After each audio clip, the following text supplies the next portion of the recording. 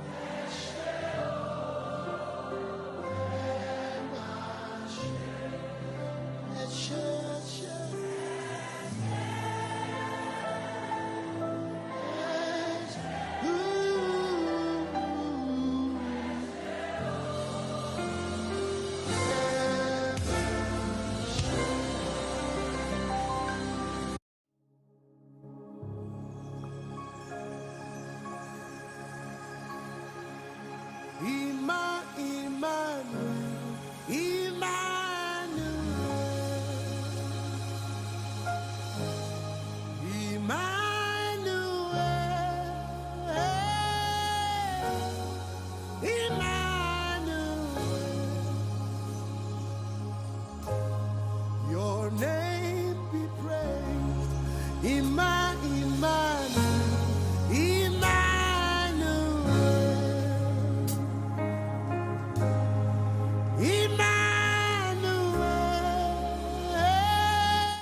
All right, we're very much back. Yes, we are back live. We had a little challenge over there.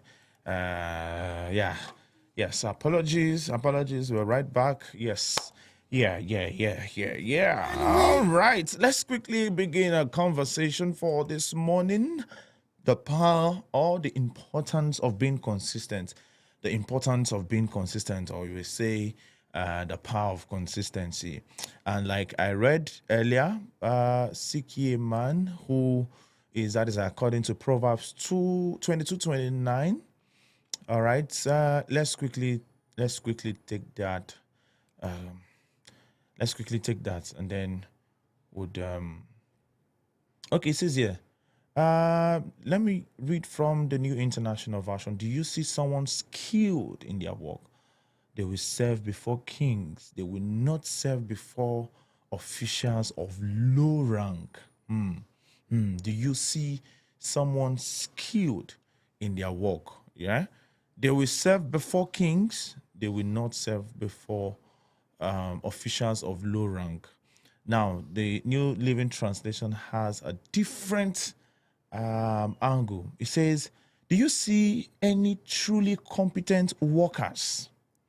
Any truly competent workers?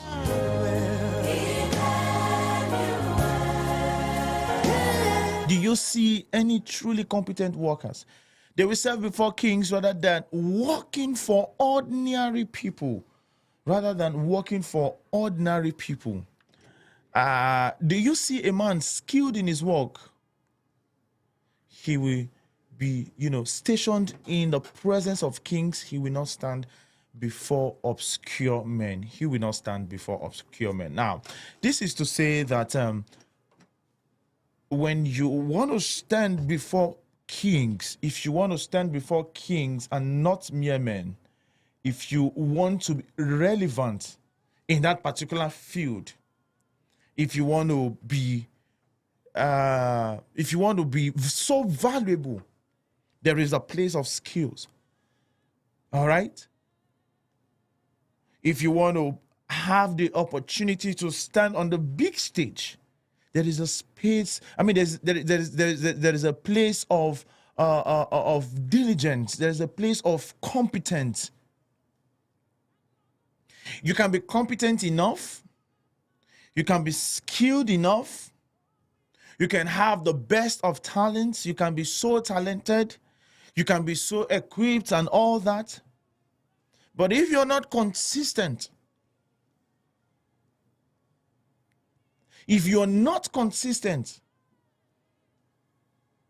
then your skills, your competence, and all that would not go far.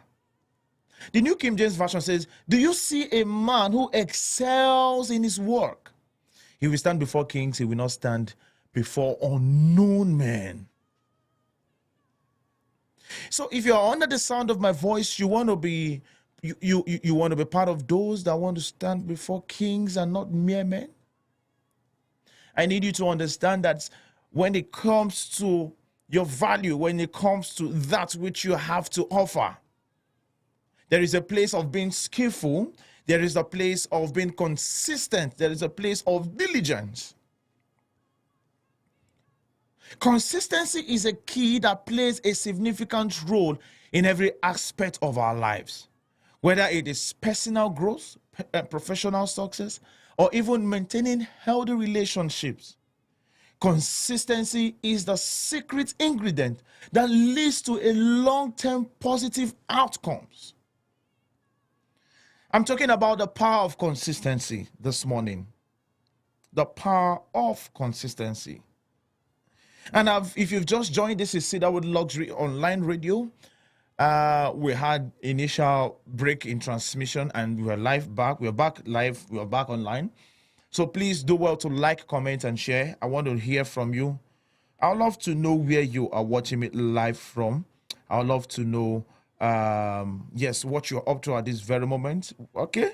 I'd love to know where you are joining me live from. So please do not forget, you can be part of this conversation. I'm talking about the power of consistency, the importance of being consistent.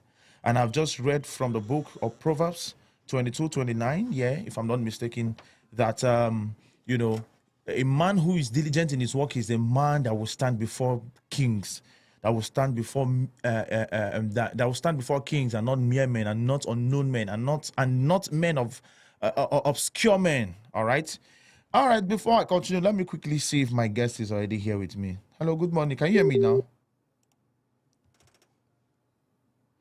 Okay, the network is reconnecting.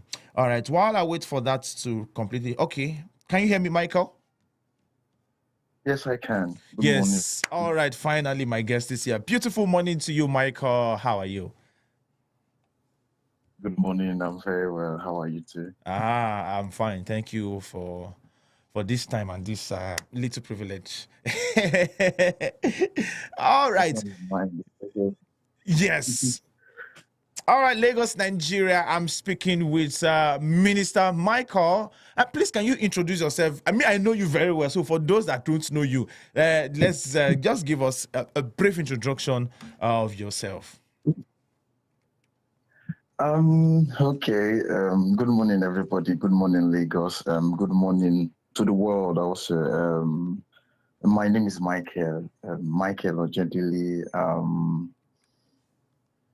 I'm a man. Yeah. Should I call myself you're a man. I'm Okay. a man. You're a man of God. I'm a Christian. I'm a believer.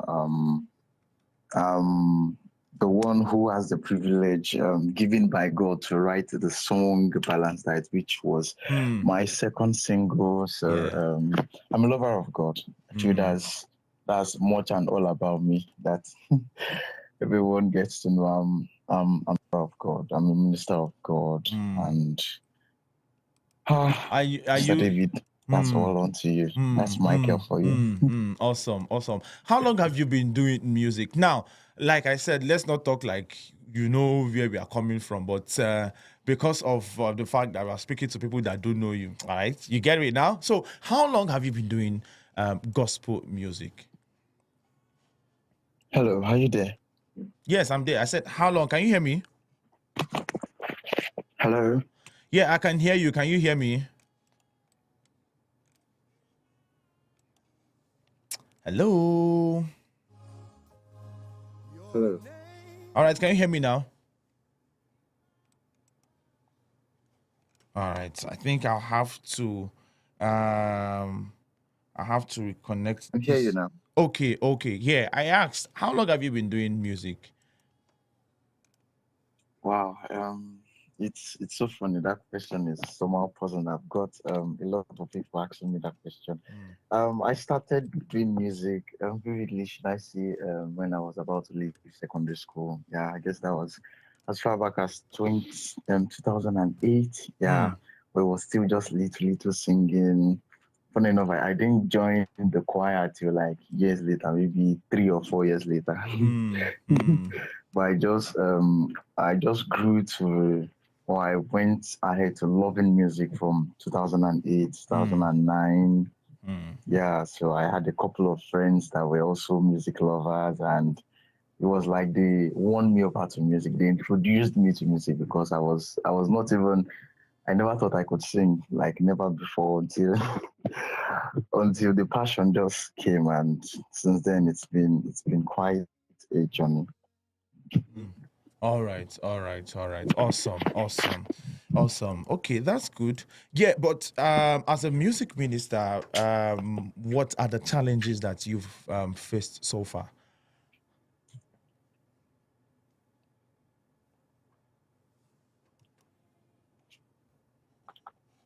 Are you there?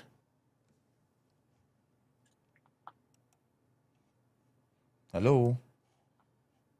Yes, I can hear you. Can you hear me? I said, as a music minister, what as the challenges? What are the challenges that you've faced so far? Wow, this is one very big question.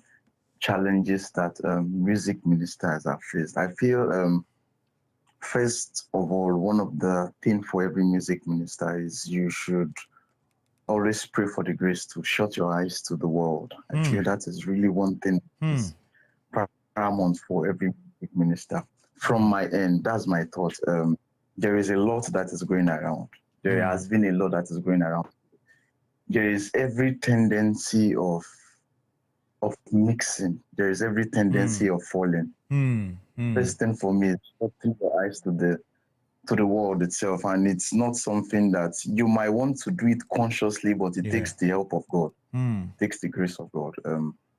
I once, very early while I started music, I once had a dream, and the dream was very funny. I saw one big secular artist. He came to me with an offer, and it was by the grace of God I was able to reject it in the dream. So then I was opened up to what the world will bring to offer, what the world will bring to the table, and it has been the grace of God. So most of the times, my advice to music ministers is be for God. Shut your eyes to the world, because the world will always come enticing, enticing and enticing. So that would be one of my biggest advice for every music minister. Now, when you get invitations to church,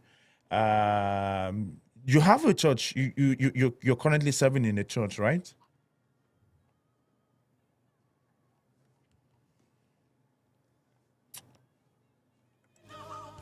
Hello, can you hear me? Yes, I can. Yes, I can. You're currently serving in a church, right? Yes, I am, sir. Okay. Now, would you say the church have done enough? Or how do I put this question now?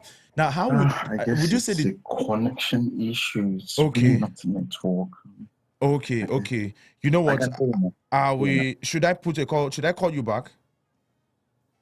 Okay, there's no problem. All right.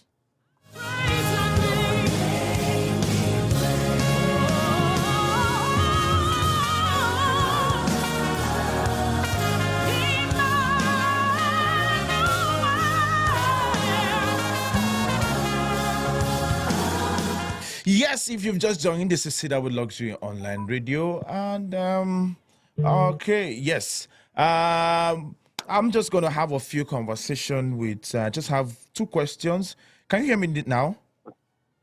Yes, I can. I can. Okay, I think we should just do it this way. All right. Now, I said I was about asking before the call went off. Now, would you say the church has done enough in helping music ministers? And what do you think, in your own words, can the church do, especially the young ones, the young ones? Now, we've seen a number of music ministers that started in church and now in the secular world, and they are really big. Now, when we want to compare, now we don't compare, we shouldn't compare. But sometimes if we want to sit down and say, okay, out of the music, the gospel ministers and those that are doing it the secular way, the world ministers, if I should put it that way, we would say those in the world have achieved more when it comes to finance, when it comes to influence, when it comes to in so many aspects, would you say the church has done enough for music ministers? And in your own words, what do you think the church should do, especially for the young ones that are coming up, the young, gospel artists that are coming up? That's a very big question, really, and everybody has an idea of what should be done and what has happened. Yes. The truth is, for a while, it was nothing really good to write about. Everybody was seeking to go into the church, and yeah, and the church was not really. It wasn't something that was paid attention to for a while. It was a part of the church that was neglected for a while. That was why many had to go out seeking other means. But we thank God for the grace of God. I can see in recent times, the church has been doing really well in pushing its own. I can really see it recently. The church, we have testimonies of so many people. I'm from a church, and before I released my first single, it was part of the money I used in releasing my first single was gotten from a competition that was held in my provincial headquarters, and I came second. Oh wow, awesome! Yes, so that was the church helping out in its own way. So I feel we are at the point where the church is coming to a realization that if they don't do it, that is the major reason why people are going out to get these things. And the advice I would say is there is loads of works to be done. There is still, even though we need to applaud the church for what it's doing now, there is still more to be done. There are still more cases to be settled. So you should just, when you see someone who has this passion and who is anointed by God, who has this gift by God, nurture them, grow them, and invest in them. Yes. It's so funny that we have some churches, some very big churches that don't see music as an investment. They don't see music as an investment. At all. I'm talking of big churches. They don't see music as an investment. And this is an investment to the secular world. Yes. They make money from it. They pump money into it. So when they are reaping the dividend, you can't blame them because they see it as a business and as an investment. But the church as I can tell you, majority of the music ministers we have, even the young ones and even the elderly ones, they are funding themselves. They are doing this themselves. They are doing it themselves. You can't compare the number of music or gospel record labels to the amount of secular record labels. Yes. That's one of the things we have. So the margin is so wide. So we should see this as an investment in the kingdom because music is one of the greatest tools now in winning souls to the kingdom. And passing across message. Muslim friends, I have Muslim friends that are diehard fans of Muslim friends, and they go for his concert. Wow. So imagine if his music has not gone out. Imagine if his music has not gone out. Imagine if Pastor Nat has not sang songs. That means, and imagine if they don't have their personal finances to fund those songs. Yeah. That means they would have been shortchanged. So we need the church to start seeing music as an investment. That we can. This is an adventure for us to delve into to win people to God. I feel with that it's going to change rapidly. Now we know the usual kind of praise and worship we used to have then. You know, the normal Araria, high life, and all that. Now these days we are now having some infusions on some of our songs and making. I remember a friend of mine. The day he sang Omo Baba Lemishe in church, the pastor wife had to call him and said, when did you start singing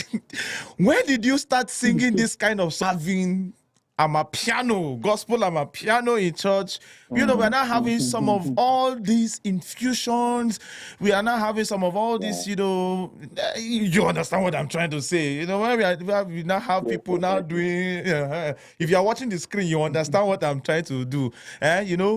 Even in both in big concerts, in small concerts, and some pastors will just fold their hand and be looking and say, Brother John, when did you start singing this kind of song?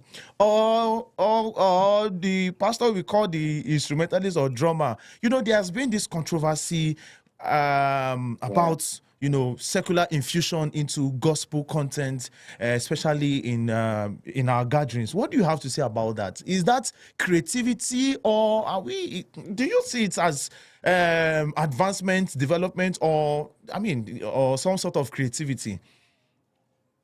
First, what my answer to that question is,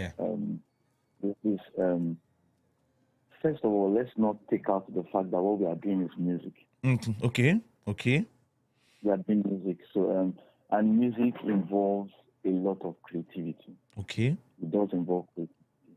Yeah, that aside, I'll share a personal experience. The first time I started hearing chants, I was struggling because I told the thing that words now finished with the Holy Spirit that they are not what to say. Then people now be singing Yes, I got so pleased. It was till I was open to the Holy Spirit to really teach me, and He gave me one for myself. It was not until then that I accepted that, okay, wow, there is a level you would get to and you'll be speechless, or words would not really amount to say what you want to say. So that aside, we need to be open. Like we said earlier on, majority of these producers, these singers that create these beats were ardent churchgoers. So it was the place of us neglecting them. It was the place of us neglecting them that make them take this, and the church was so closed up to the kind of music we expect. We forgot that music is very broad. Yeah. Can someone come? There are very few jazz gospel musicians in Nigeria. Very few. Very few. There is only one renowned reggae gospel musician in Nigeria. Yes. Which is Gucci. Yes, that's true. That's true. That's true. We've short-sighted people, and when people now get to go and, okay, if I have a song in reggae now, as a gospel music minister, I now have the fear that, wait, will I be able to sing reggae? Because I see the people that are singing reggae now, it's all these secular people. Now, it shouldn't be so, because I'm meant to do music. I'm meant to do music. So I feel what we are seeing now is we are wanting to grow. I feel at this point we are going toe-to-toe with the devil. If we can dance well to songs that people are dancing well to songs that are played in the club, why can't we make them feel that even in churches we dance also? And funny enough, we dance also. And sometimes for me personally, sometimes I want to dance to some of all these groove, all this hip hop groove, all this groove that has heavy beats, heavy sound. But then I don't want to listen to the secular ones. I don't want to listen to the other ones. But I've got to discover that these days there are now gospel rap songs, gospel trap songs, and you want to listen to those kind of songs that has that kind of beat that you want to groove to. And we don't really have much, many of them, and people coming out because we've seen it as no, you are doing what leads in church. No, you don't do hip hop. No, we don't do this. Yes. I love the fact that you've mentioned that we should remember that it is music that we are doing, and music requires creativity. Awesome. That's really nice. But let me cite an example. Sorry. Yes. Before I wrote Balance Diet, the first day I wrote Balance Diet, I was at a video. So maybe you would understand. I was at Peace House, Yes. I know Peace House. Night, so we had the Teens Auditorium. So after the rehearsal, I just sat down, and the Spirit told me to pick up my pen. I could remember it was a red pen. And I started writing. And at first, the song did not, it was so big for me to sing. I was like, will I be able to sing this in a church? Because then it was still used to the, that kind of. And when I sang it at one of the churches I went to, the first thing they said during that same audition I went to, the first thing the man said was, this song is not for baby Christians, or this song is really, really rich. So it took someone who recognized music to be able to vibe to it. For everyone who is not open to the fact that music can be done that way, they would lose the total message of balanced diet. Yes. They lose the total message because they have a stereotype thinking of what church songs should look like. Yeah, what should be like. So if we are creating that barricade, there's little we'll be able to achieve. There's little we'll be able to achieve. Pastor Nat wouldn't have done any somebody did Ebenezer. You have to bring the danceable tune to it so that. And Pastor Nat has a is it I'm trying to remember this song, the song that I'm trying to remember the name of the genre of the music now. I will dance before the King of my heart. Yes, I am not afraid to dance. That's like, is it Calypso now? What do they call it? Yes. That's good. Thank you. Just imagine you singing Balanced Diet in a worship slow way. Balanced Diet, lift your hands. But if you listen to the groove, you want to dance to it, and at the same time, it is passing a message that you have to be balanced. Your life has to be balanced. You can't be a Christian speaking in tongues and you don't have love for your neighbor. You cannot have love for your neighbor and you don't have love for the gospel and all that. Michael, thank you very much. It has been a wonderful time. We look forward to having a conversation with you again. There's a lot we need to talk about, but because of time constraint. Thank you so much. All right. Thank you, Michael. We'll do this again, all right? We'll do this again, and hopefully this time around you'll be in the studio. Amen. All right. Do take care of yourself. You'll be tossed around, if you know bondo, wind go blow you around, All right. I don't know how many minutes more I have, but let me just quickly highlight a few things that, being consistent can help you. Yeah, I talked about, I raised the topic, which is the importance of being consistent, or the power of consistency. And I said, seek ye a man, according to Proverbs 22:29, that is diligent in his work, he will stand before kings and not mere men. Now, one of the things that consistency can help you achieve is your goals. Consistency would help you achieve your goals, all right? Consistency would help you achieve your goals. It's not just enough to have a clear vision or set ambition target. We must consistently work towards them. Consistency helps us build momentum, develop good habits, and stay focused on our objectives. By consistently taking small steps towards our goals, we increase our chances of success. So consistency helps you in achieving your goals. Another thing consistency helps, the power of consistency, is personal growth. Yes, personal growth. Whether it's learning a new skill, adopting healthy habits, or overcoming challenges, consistency allows us to make progress. By participating constant effort and dedication, we can master new skills, expand our knowledge, and reach new heights in our personal development journey. So consistency helps you when it comes to what? Personal growth.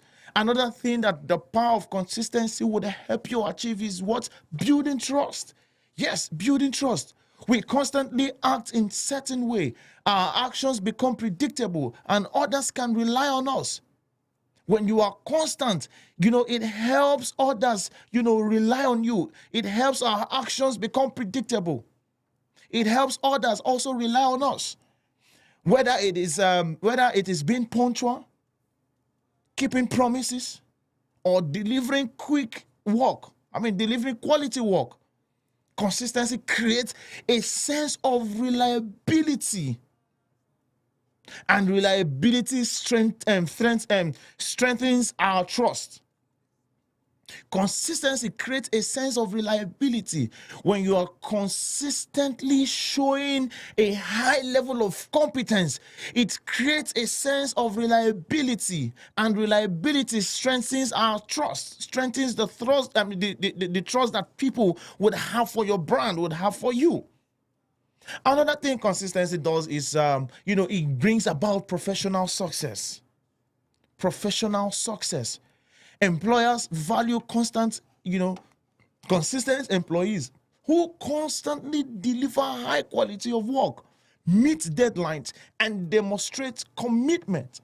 Consistency in professionalism and work ethics sets individuals apart and creates a strong foundation for career growth. Professional success. Employers value consistent, why am I saying constant? Employers value consistent employees who constantly deliver high quality work, meet deadlines, and demonstrate commitment. Consistency in professionalism and work ethics set individuals apart and create a strong foundation for career growth. Another thing consistency would help you is, another thing consistency would help you do is create good habits. It would help you create good habits. Whether it is exercising regularly, eating healthy, or practicing mindfulness, consistency is what transforms these actions into habits. Through consistent repetition, we rewire our brains and make these behaviors a natural part of our daily routine. So, consistency helps you create good habits. Resilience is another thing consistency would help you achieve. When faced with obstacles or setbacks, consistent individuals are more likely to bounce back and continue moving forward. Consistent effort and perseverance helps us overcome challenges. So, adapt to change and stay motivated in the face of adversity. Consistent effort and perseverance helps us overcome challenges, adapt to change, and stay motivated. The importance of being constant and making conscious effort to incorporate it into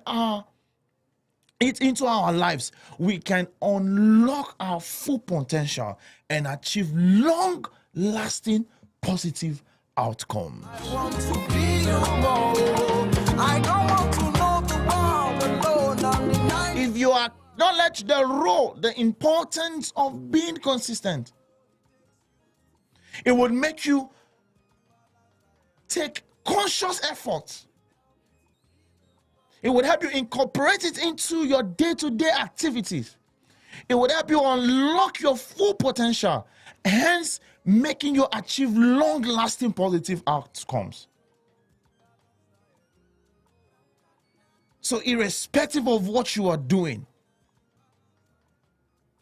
when it comes to talking about your business, you need to be constant about about publicity. When it comes to going to work early, delivering, a high level of delivery, high level of competence in your place of work and wherever you find yourself. When you are consistent in positivity, when you are consistent in, in good behavioral attitudes, when you are consistent in that thing that you are doing, just like the scriptures has said in Proverbs 22:29, you will not stand before mere men. You will stand before kings, you will stand before notable men, you will stand before men of substance. Men that people would want to reckon with. So be consistent. There is power in consistency. Thank you very much, everyone. We'll be back again by 4 p.m. Look forward to that session. We'll have giveaways. We'll celebrate people's birthday. So if you have anybody's birthday you want to celebrate, we'll put a call through to that person. Yes, we'll help you do that. SOS live stream will be coming up shortly, any moment from now. So look forward to that. SOS live stream has officially commenced for the year 2024. The School of Strategy has I was about saying Bishop. All right. The Oyedemi School of the Julius Oyedemi School of Strategy has officially commenced in Lagos State officially, and today would be the very first day. So you don't want to miss any SOS training as far as 2024 is concerned. So the live stream, if you're unable to make it down to the location, to our head office, you can join the training live on our Facebook platform. It will be coming out shortly. Thank you very much, everyone. God bless you all. You only boast of your good deeds and no sign for men to follow. Funny brother, you still a kid. If you no born no, you be tossed around no. If you know, you be blown around no. All of them fruits and no gift is an unbalanced diet. All of them fruits and no gift is an unbalanced diet. Miles from across, rivers beyond.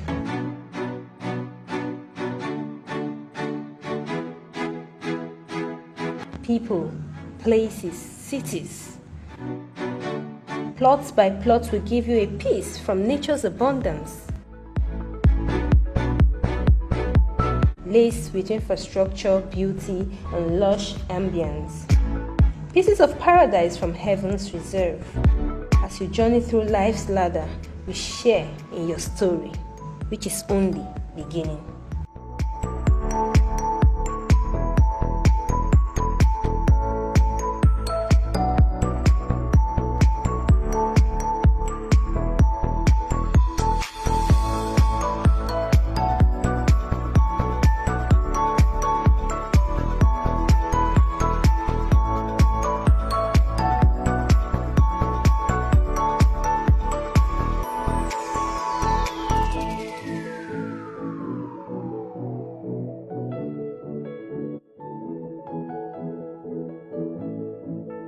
Let's join you make your homeownership dream a reality.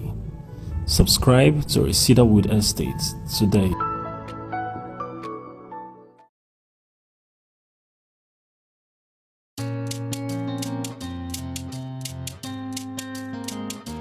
Feed the world, feed the world. Complete those of balance, balance, I have to go.